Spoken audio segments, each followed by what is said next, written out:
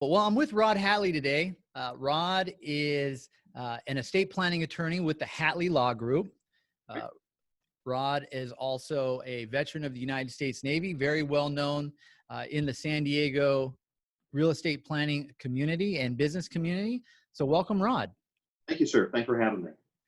You know, it's great to see you, Rod. We've known each other for several years now, and I know that you have a lot of experience in estate planning, and that's why I really thought it would be important to highlight you on this podcast to talk a little bit about estate planning and how it comes alongside and how important it is with owners of rental properties, because that's usually my market.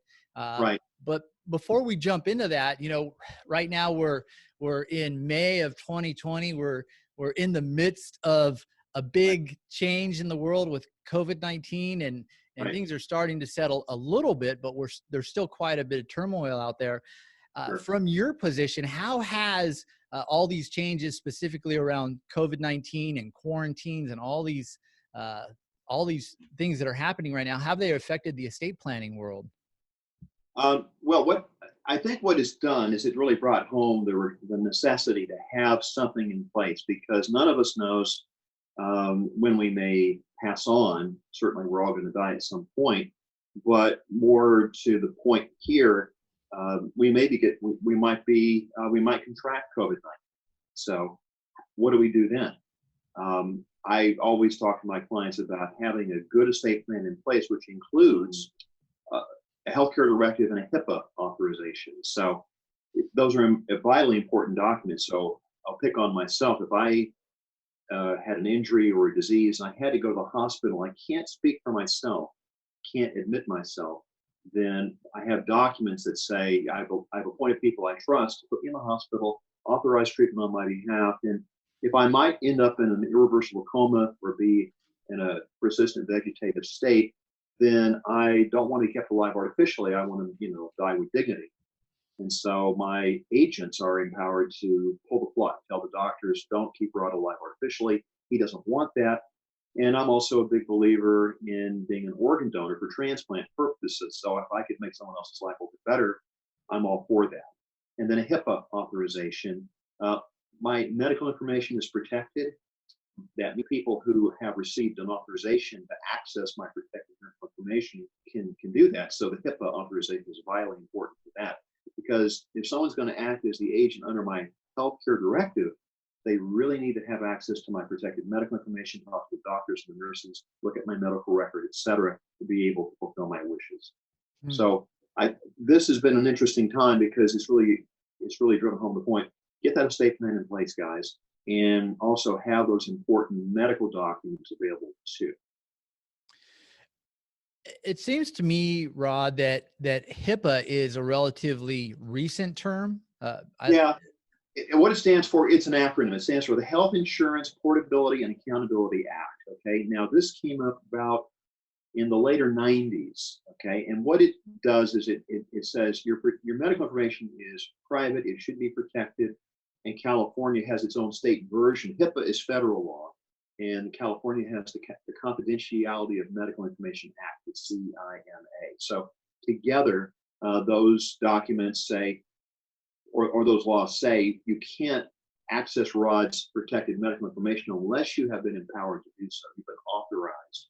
So, for example, Doug, I know you're married, and even though you and your wife, you trust each other, and you want each other to be the one to make the important medical decisions for the other, depending on where you go to the hospital. Let's say you had to go to the hospital. Your wife may not necessarily, unless she has a HIPAA authorization, have access to your protected medical information, and that can be a surprise. So having that stuff, at the ready can make a real difference. And what I do in my practice is I buy my clients a membership in a company so that your healthcare directive and your HIPAA authorization can be faxed over to the hospital. Because nobody walked around with copies of these documents on their person. It just doesn't happen. But, and I do it for 3 years, because about every 3 years, I'd like to have the clients come back and see me so that we can review their documents, what's changed in their lives. Maybe they've had changes in their family, changes in their wealth. The laws may have changed. So it's really valuable. About every 3 years, let's get back together again. Let's review what we've got in place. Should we update it all? Maybe we should, maybe we shouldn't. But about every 3 years, I think is a valuable time to get back together, because I've seen some cases where people don't come back for years. It may go 20 years between the time they got the plan in place to begin with, and now they're updating it. And so, and they're lucky. Maybe they dodged a bullet or two in the meantime. But I just think 20 years is just way too long. So about every 3 years, 5 years at the outside, to update those documents, review them, and see where we are. That's a great point. And that's why I was leading in with the HIPAA being a recent statement, because a lot of the clients that I talk to on a regular basis, they're asking me about their estate plans. And it's sometimes it's even after someone has passed and they just haven't reviewed them for decades, maybe. Is that common? Well, yeah, I think the anecdotal evidence is about 19.3 years. I think is what I heard. Somebody gets an estate plan of any kind, whether it's a will or a living trust, to the time they might have it updated. That's a long stretch of time. I've had colleagues come in to see me, and they did wills like 20 years ago or 24 years ago, and it's fine. At least they had some plan in place, but they had kids at one time, and now those kids are adults now, and they have children of their own, so they were grandchildren, and so the planning that was done originally, was better than nothing, but it should be updated, should be reviewed, should be revised. And so I think there's a lot of good reason, especially in the world in which we live today. There's no reason that you shouldn't be able to get your planning updated on a regular basis. At least have it reviewed, make sure it still meets your desires and accomplishes what you want to accomplish. Now, we've got a lot to cover on the real estate side, but I wanted to open up with the importance of the estate planning piece, especially in today's environment. Is there a service that you offer, Rod, where it's kind of a review, and you are local here in San Diego? So is there a service that you offer that's kind of a review for folks that maybe haven't looked at it in some time? Yeah, I'm happy to offer a complimentary review. I will meet with a client that will take a look at what they've got in place. I don't charge for the meeting, and if I can be of contribution, I'll quote a fee. If they'd like to move forward with me, that's great. If they don't want to, then if I always say, if you leave the office and you're smarter because of the conversation that we had, then I've done my job. And if we end up working together, that's even better. But at least, if I can help you understand what you've got in place, because most people got something done by an attorney, they don't even know what they've got. They don't know what it means. They don't know how it works. I'll take the time to explain to them how this process unfolds, help them understand what their documents really mean, what do they say, et cetera. Happy to do that. I think it's a valuable, I think it's valuable for people to know what their documents really mean and how do they work, because that, forewarned is forearmed. Just know what your documents do, what they can do, what they can't do, et cetera. And to your point, in addition to offering a complimentary meeting, in this time of the pandemic, COVID-19, I feel so strongly that people have those important medical documents in place, the Advanced Healthcare Directive and the HIPAA, that anybody who's watching this podcast, contact my office. I will gladly do for you a complimentary healthcare directive and a HIPAA authorization. I think it's so important to have those documents in place. Even if you don't ever become a client, I think it's so important to get that in place. I'm happy to offer that to whoever's watching this broadcast, or maybe if you have friends or colleagues who don't have that, happy to meet with them on a complimentary basis. Well, that's a wonderfully gracious offer, and we're going to go ahead and put Rod's contact information in the description. We'll include it on here. We might even be able to put it on the video after the fact, but certainly reach out to Rod on that, because you never know. This COVID has really caught everyone, the entire world, by surprise, and only the Lord knows when your time is up here on this earth. And gosh, I just see too many of my clients, as we mentioned, many of my folks, I lovingly say they're somewhere between 60 and 120 years old, even in my clients, but just all too often I see that they haven't reviewed this information recently. Right. And it's just not something that happens very often, it seems like. That's very gracious of you to make that offer. Swinging around a little bit, especially when you talked about husband and wife and marriage, this brings me to really one of the main areas that I think folks probably have questions of, if not with the rental properties, certainly when they're buying their first home, for instance, on the real estate side. There's Right. the question that always gets asked by the escrow officer: how do you want to take title? How do you want to take title, right? And it's a community property state, and there's all those nuances involved with that. How with rental properties, because that's really who we're talking to here, are rental Sure. property owners. I mean, can you talk a little bit about, or go into the different types of ways of take title, and really for a husband and wife, what you recommend on something like an investment property? Of course. Great question. And I think it's timely for whoever's watching the broadcast. Um, Now, you can take title, if the married couple, they can take title as husband and wife as joint tenants with the right of survivorship. And that's fine. Probably not the best way to do it. It will certainly avoid probate on the death of the first spouse. Typically, it's the husband, not always, but usually it's the husband dies first. So there's no probate at his passing. The wife, does some paperwork, and now the property's on her name alone, and that's fine. But there will be a probate when she dies. Okay? So you've only dodged a bullet one time. You're not going to dodge it again. So now the question is, well, should we take? Well, is there a better way to do it? Well, you could take title as community property. It's a better tax result, but it's still with the right of survivorship. So when the first spouse dies, there's no probate, but certainly when the second spouse dies, there would be a probate. So, and probate takes time, it costs money, it's a matter of public record. Having lived through a 7-year probate when my father passed away, I can tell you, anytime you can stay out of probate court, that's a much better answer in my book. So what I recommend is, if they've got their home, I would always recommend have a living trust, because assets that are in the living trust will never go through probate. And here's what the trust accomplishes: two really valuable accomplishes two very valuable results. I'll pick on myself. If I become mentally incapacitated as a result of an injury or a disease, and I had no planning in place, at some point someone's going to need my signature. The way they get it is they put me in front of the probate court judge downtown. And they say, "Your Honor, this is Rod. He's incompetent now to manage his affairs. Please appoint me, some third person, to be the one to manage his affairs," etc. Now I'm in probate court, which I don't want to be in, and my conservator, that's basically a guardian for a grown person, has to report to the court every 2 years. How am I doing? How are they spending my money, etc.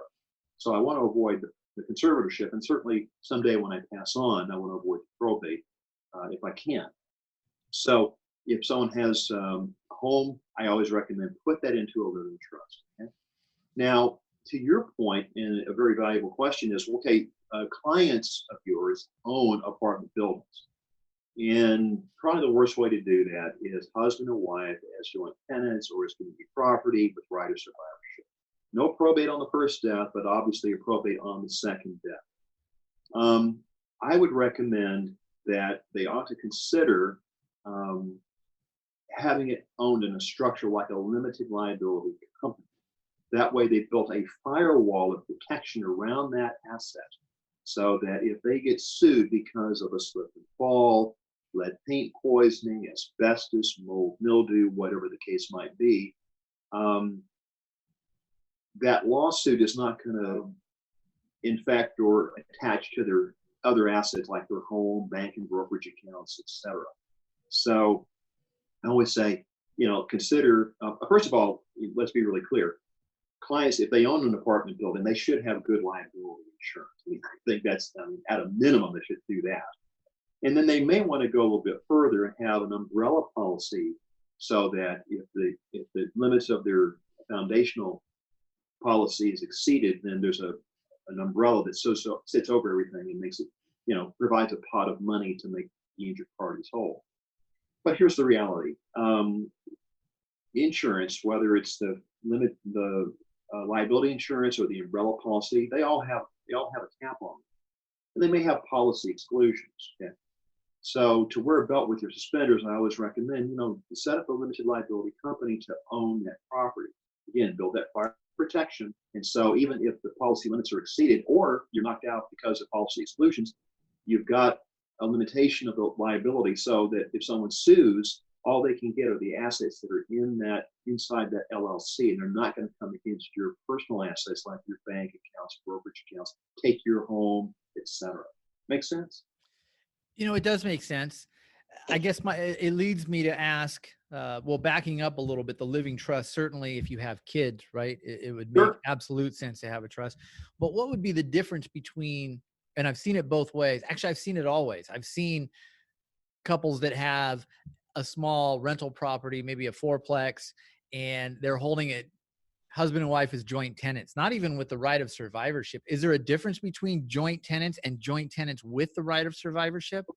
Well, I mean, by default, if it's a joint tenancy, it does have the right of survivorship. And sometimes it's not expressed as such, but you might see JTWORS, joint tenants with the right of survivorship. If you just see something that says it's joint tenants, with the right of survivorship is assumed, at least here in California.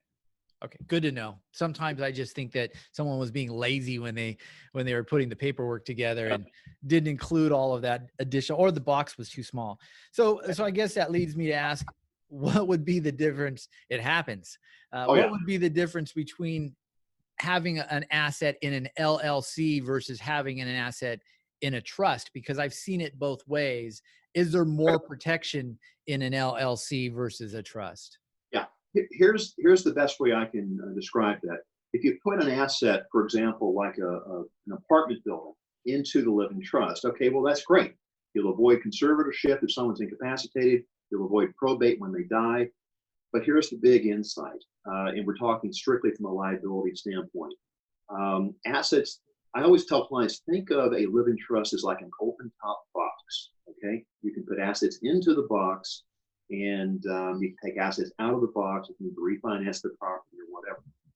But the reality is it's an open top box. So if you can reach into and take assets out of it, so can your creditors.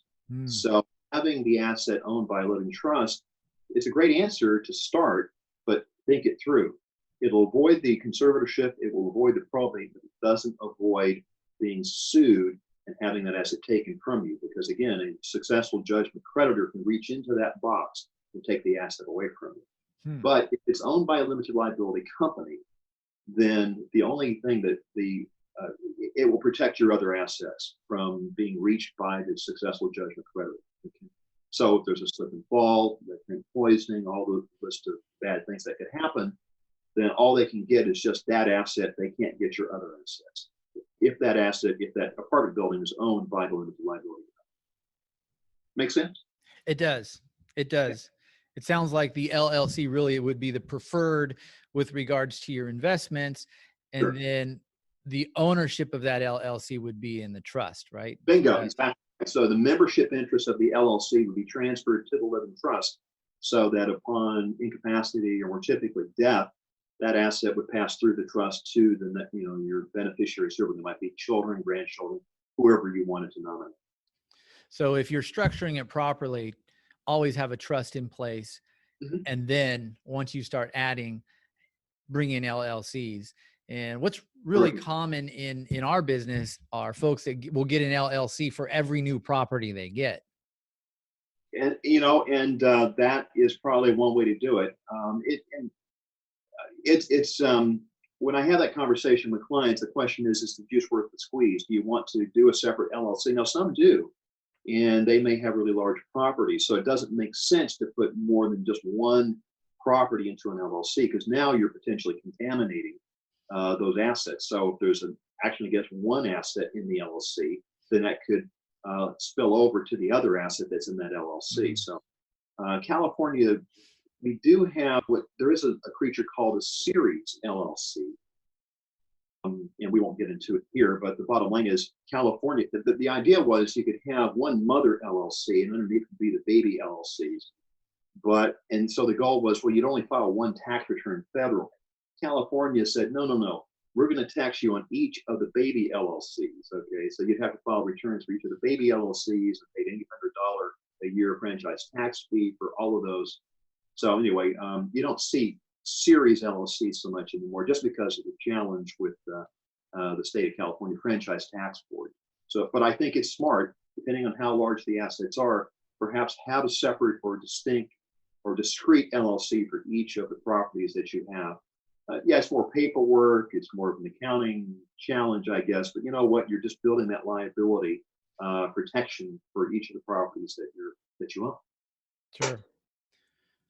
Well, that makes sense, and those are kind of the main areas that I wanted to cover because those are the ones I see most often. Oh, Because sure. whenever I look at a new prospective client or I'm putting a valuation together, I'm always looking at the public record, and Of we're course. always, I see folks that just kind of seem exposed because they're just holding maybe a $2 million building in a joint tenancy. It just doesn't seem like it would be the Yeah. wisest thing to do. It, Uh, you have good instincts. So when it comes to estate planning, which is your expertise with a twist of taxation on there, I know you also have an expertise in taxation. Uh, Sure. and when you're talking about investment properties, investment real estate, either here in San Diego or maybe your investments are spread across the country, what are some of the key areas that you see are areas of concern that folks should look out for, or areas where you're working with clients, a pretty common concern that you might have? Let me see. Great question. I guess probably just making sure the title's held the right way. I mean, clearly, I mean, that's sort of number one right out the gate. Making sure that, and they select the right kind of entity that they're going to put it into. I think the LLC is probably the easiest. Putting it into a corporation, especially land, going into a corporation, then you've got a real tax problem on your hands. Not a great answer because trying to get that property out of that corporation, you're going to pay a lot of capital gains taxes on that. So a lot better answer to work with your CPA and also your estate planning attorney to make sure that those assets are put into the right structure because you don't want to be triggering an unnecessary capital gains tax. The goal is let's make sure that we minimize that because there are cases where somebody put, like for example, years ago, I worked with a dentist who had put the building that houses dental practice into a corporation. Well, he didn't know any better, and it was, it made sense because he was thinking in terms of the limited liability, and that's wonderful. But he didn't get the very best tax advice because now to take that building out of that corporation, it was a C corporation, which is probably a mistake anyway. But still, to get it out of that corporation, it's going to take him a number of years. He would have to convert to an S corporation, and then he'd have to wait a number of years before he finally liquidated out of that corporation. So an LLC is a much better answer for clients, and that's probably the mistake I see get made most often. Plenty of good advice out there if clients will take it, but it's going to be a challenge just trying to help them understand because I think probably my experience has been, and I would wonder if it would be the same as yours. The clients are so busy running the businesses, building the empire, et cetera, that they give short shrift to the really good advice. And many of them don't have a good financial plan in place. They may or may not even have even a basic will. So, and that's great. I mean, these are great entrepreneurs. They're building, they're contributing to the community by providing housing, et cetera. But they kind of left all this other stuff to chance, and that's where, especially if there's a disability or more typically someone has died, now you've got a mess on your hands that has to be cleaned up, especially for the beneficiaries, mom or dad, and now the last person has died, and now the kids have to come in and clean this up. That can be a real challenge. Yeah, I definitely, my clientele, I see it a lot. The trust is very dusty, and they pull it out. It was hand typed. Oh yeah. It hasn't been reviewed in a while, and policies change, laws change, Of course. things get updated. So certainly a piece of advice I always try to give them is contact a good estate planning attorney to get this reviewed. In the broader sense, so we've talked about real estate, we've talked about some of the key points, and it sounds like those are the main areas, how you take title, entity structure. Sure. And I'm assuming those are those services that the Hatley Law Group offer as far as entity structure? Yeah. In fact, I earlier invited any of your listeners to this podcast. If you would like to contact us with regard to getting a healthcare directive and a HIPAA authorization in place, if you don't have one, we would be honored to do that free of charge, just because we think it's so valuable to have that in place at a minimum. Mm-hmm. But to those of your listeners who have real estate holdings, such as an apartment building or duplexes or any multifamily, I would recommend, if you want to come in, we'd be happy to take a look at the entity structure and see what you've got in place and make recommendations for you to consider. And at the end of the day, even if we don't end up working together, if I've helped you understand your rights and responsibilities, then you walk out of here smarter than when you came in. Then I've done my job. Of course, if we have a chance to work together, that's even better. But the goal is to educate and motivate. Wonderful. Well, again, we're going to put all of Rod's contact information below in the description. As we kind of wind up here from a broader standpoint of estate planning, I mean, you've covered HIPAA, which is obviously something really important now. Sure. Any other pieces of advice or areas of concern in the broader world of estate planning? I think and I probably can't overstate this. If you've got a plan in place, congratulations, you're ahead of the curve. But if that plan has not been looked at in over a number of years, I mean, if it was done 3 years ago, probably time to get that plan reviewed. Is it still working for you? Does it still accomplish what you want it to? We've had tax law changes. We've got estate tax law changes. Certainly the economy's changed. And your personal situation changes. I mean, it's impossible to write an estate plan one time that takes care of everything for all time. That just, in my experience, that has just never worked. You've got to put it in place, keep it updated and maintained. And if you do, when disability or more typically death comes, that should be a much cleaner plan to administer for the benefit of the family. And that's really the reason why you do this planning. Now, certainly the healthcare directive and the HIPAA authorization will allow your family to take care of you when that day comes that you have to go to a hospital. And you can't speak for yourself, and they can make those important decisions. But certainly someday when you're gone forever, the set of instructions that you leave behind saying, this is what I want to have happen with my assets, and this is who gets them and when, I think that's incredibly powerful. And let's talk about that for just a moment. I define estate planning. Now, I didn't come up with this definition, but I'll share it with you because I think possibly it really communicates the value that I think I bring to the conversation. This is the definition of estate planning. I didn't create this. This is created by a group that I belong to, Wealth Council, but I think this is very helpful for the listeners. This is the definition of estate planning. I want to control my property while I'm alive. I want to provide for myself and my loved ones if I become mentally disabled. And then someday when I pass, I want to leave what I have to whom I want. It gets to them when I want, and more important, the way that I want. And I want to be able to do all of these things with fully disclosed and controlled settlement costs. So I think that's really the best definition I can give. I can't take credit for it, but I think if you want to understand estate planning in a nutshell, that would probably do it for you. It sounds to me, which is one of my clients' favorite words, it's control. It gives them control Absolutely. of how their assets are handled. Yeah, and there's a misconception out there. People may think, well, if I set up a living trust and I put my assets into it, then haven't I lost control? I say no. In fact, you have more control now than you had before. All we're doing is changing the names on the things that you own. So for me, it would be Rod Hatley. So that you know, in the interest of full disclosure, I have my own living trust in place. I did this planning years ago, but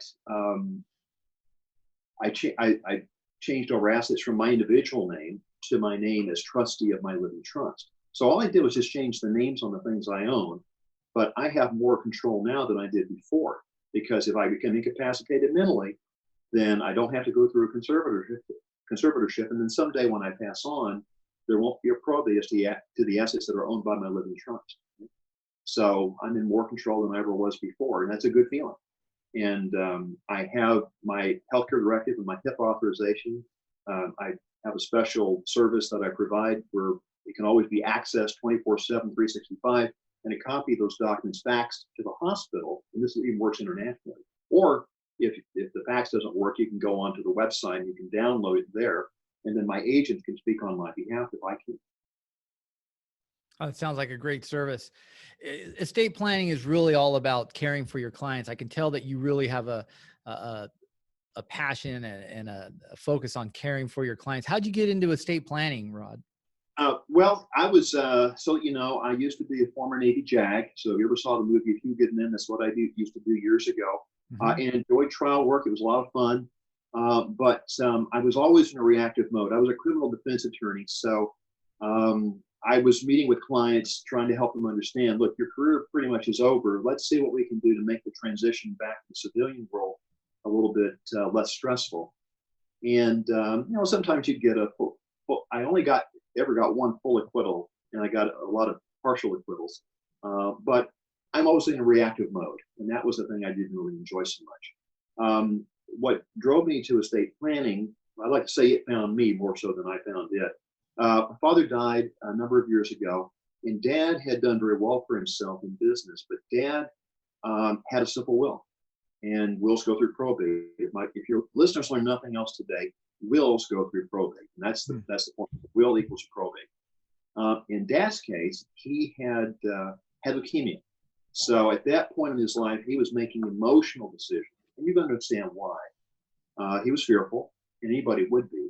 So he got the basic will in place, but that guaranteed probate. So long story short, he dies. I take emergency leave because I'm still on active duty. I go back to my hometown of Memphis. My sister and I, we get him buried, and then we open up a probate. It takes us 7 years to get through probate back in Memphis. That's not what he wanted, but that was the practical result of not having done the proper planning. And you understand why. He was ill, he was fearful, totally understandable.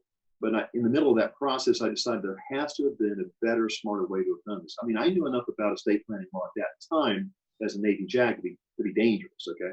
But when I came off of active duty, I came to San Diego, wasn't stationed here, and I went and got an additional law degree in tax law, because I wanted to be able to help other clients avoid the pitfalls that my sister and I had to endure probating my father's will. So anyway, I hope that's helpful, because for me, this is not just an intellectual exercise. This is real world stuff. And what I bring to it, I believe, is having lived through that nightmare, I think I can help clients avoid, and that's really why they make the sacrifices they make, is to provide for their families, the American dream. What's the old saying? One generation plants the tree, the next generation gets the shade. You want to do this for your family. By the same token, your real estate clients, they're contributing to the society. They're providing housing, and that's valuable. But by the same token, they want to protect what they've worked so hard to build and acquire. So I think estate planning is a very vital part of that conversation. So true, and it strikes me that it's really needed, especially now when there's government forces that are trying to take as much as they can, especially here in California. Sure. But it really does show, and I can tell that you really are an expert in your field, which is why I really wanted to have you on this podcast. In full disclosure, I am a Marine veteran, so I have to ask, since you were a JAG, can you handle the truth? I can. I wonder if the clients can, and that I think. And sometimes it's a valuable question to ask. And sometimes I just wonder what the client doesn't engage, and there can be any number of reasons. I wonder, what could I have done or said that would have pushed them to take action now? I've met with clients to do asset protection planning. I've met with them to do their foundational estate planning, and for whatever reason, they decide to either not work with me. Maybe they'll work with somebody else, and perhaps they do because of our conversation. But sometimes they don't do anything. And I just kind of scratch my head and wonder, what could I have done or said that would have made a difference? And usually there is no answer. They just, for whatever reason, they just decided not to do anything. And that's fine, and I can't have more of an interest in them doing it than they do. Mm-hmm. But I hope that I can at least incentivize them to consider what the bad results would be if they don't do something. But, sometimes it takes a near-death experience or the loss of a loved one or a friend or whatever to realize, tomorrow's not promised to everybody, so I should get out ahead of this and get something in place now. Especially in this time of the pandemic, I think it's really valuable. Have your plan in place, have it reviewed, have it updated, and make sure that you maintain it going forward. Because again, you can't do it one time and it takes care of everything for all time. That's great advice, Rod. Well, hopefully they take it. My hope is that the folks that watch this video will take your advice. If they don't have an estate planner that they can contact, certainly reach out to you. We'll have your contact information as a part of this. And again, thank you for thank you for serving your clients the way you do. Also, thank you for your service with this country as a JAG officer. And this was great. I really appreciate this. I know you're a gentleman around town that I've really looked up and admired for a long time. So thanks for taking the time today. And we'll look forward to seeing you again soon. Real fine. Doug, it was a pleasure. Thank you, sir. All right. Thank you, Rod.